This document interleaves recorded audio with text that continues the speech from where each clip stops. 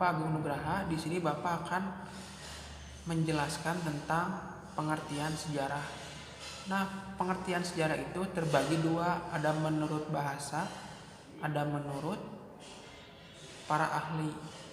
Nah, lanjut saja sekarang membahas tentang pengertian sejarah menurut bahasa. Yang pertama, sejarah itu berasal dari bahasa Arab sajarotun, artinya itu pohon.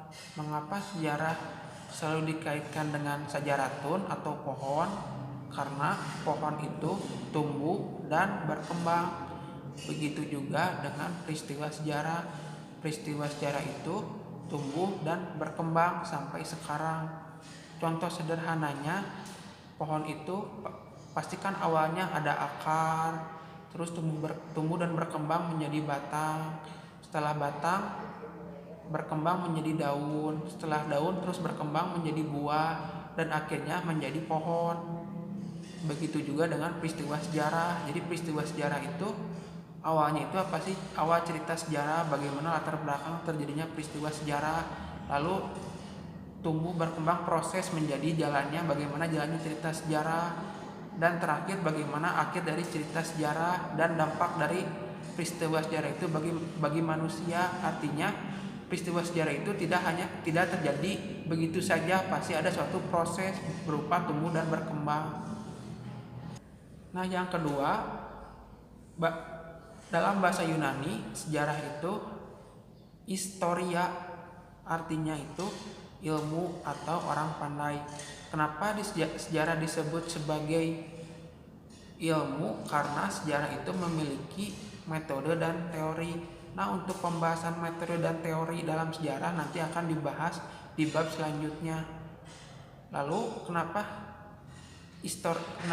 dalam bahasa Yunani sejarah itu disebut sebagai orang pandai? Karena orang pandai atau orang pintar pada zaman Yunani kuno selalu menceritakan kisah-kisah kepahlawanan. Nah, lanjut yang ketiga, dalam bahasa Jerman sejarah adalah Geschichte. Artinya sejarah itu adalah peristiwa tentang masa lalu manusia. Jadi sejarah itu berupa cerita-cerita yang dikisahkan atau diceritakan manusia pada zaman dulu. Jadi pada zaman dulu itu orang-orang itu selalu menceritakan tentang kisah-kisah kehidupan manusia. Lalu yang keempat, dalam bahasa Belanda sejarah adalah Geschiedenis. Artinya itu peristiwa tentang masa lalu manusia. Jadi sejarah itu menceritakan tentang masa lalu atau kehidupan manusia. Nah, yang kelima, dalam bahasa Inggris history artinya itu masa lalu. Nah, tadi kan sudah dibahas mengenai pengertian sejarah menurut bahasa. Nah, sekarang kita akan menjelaskan tentang pengertian sejarah menurut para ahli. Yang pertama, menurut Sartono Kartodirjo, sejarah adalah penggambaran kolektif masa lampau, menghadirkan kembali peristiwa tersebut dengan pengungkapan secara verbal, baik secara objektif maupun subjektif.